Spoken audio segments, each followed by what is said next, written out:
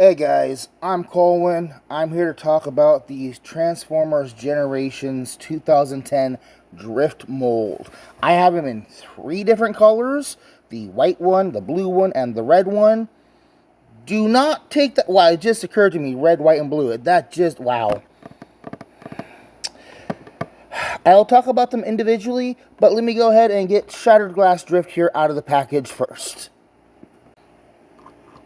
And again, you can see they look really good all next to each other. Let me go ahead and bring in my Scourge.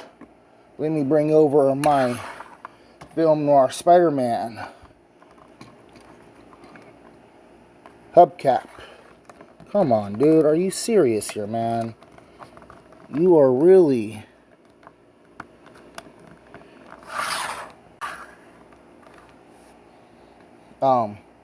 There we go. Soda can. So, for an over 20-year-old figure, you can see these guys scale pretty well. Even to newer stuff, they are noticeably bigger. So, alright, so I'm going to talk about Drift here. Before we get into him, let's bring in the other Drifts. So, we've got Generations Blur, we've got Titans Return Blur, and we've got Studio Series Blur.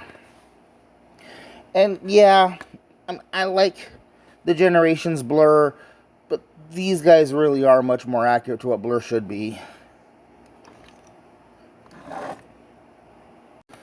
So, Drift here doesn't normally have all this, bulk on him, but it still works for Drift. The head is very nice.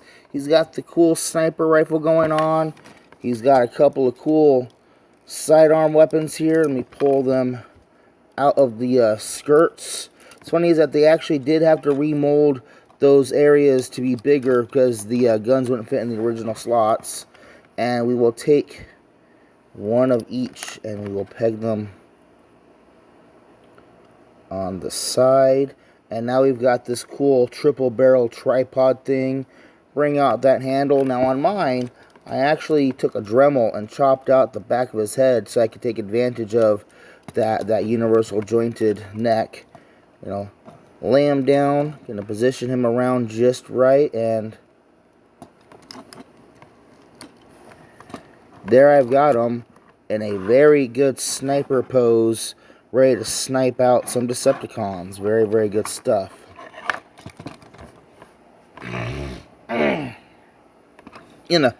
Leave the rifle off to the side, but we will pull the pistols back out, and they are specified to a side. Make sure they go back in their appropriate sides. Articulation, he does have that universal jointed neck, which is very nice.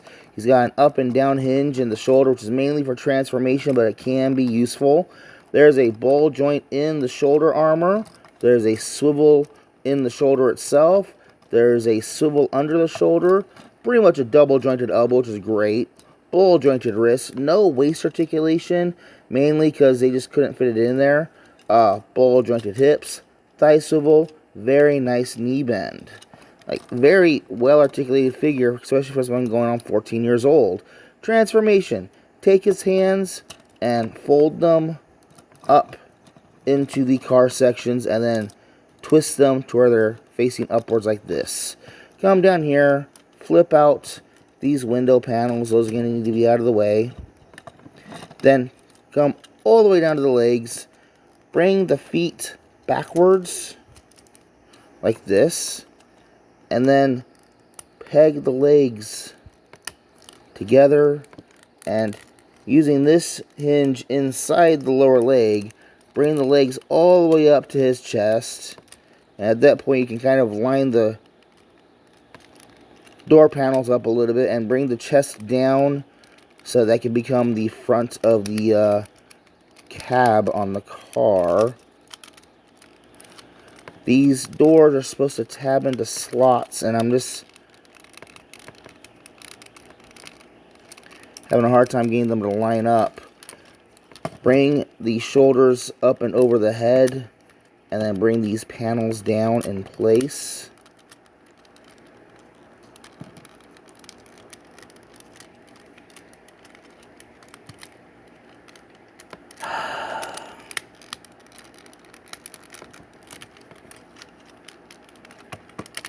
He's being difficult on me.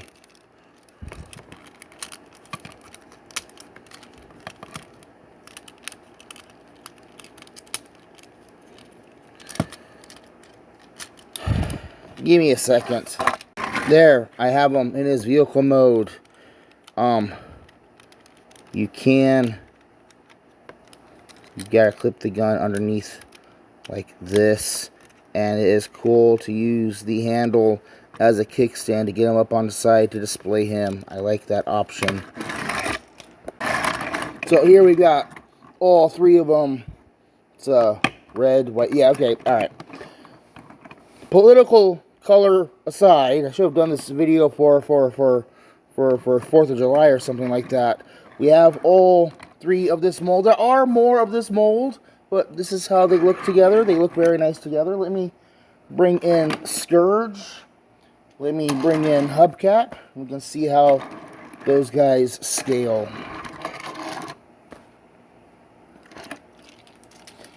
And I'll just stand one of them up, and I'll bring over Film Noir Spider-Man and Soda Can.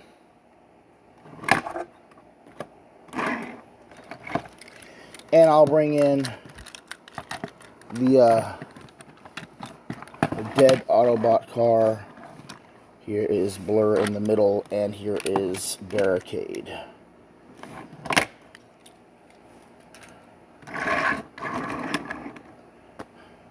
Let me talk about Blur. We'll go ahead and focus on Blur.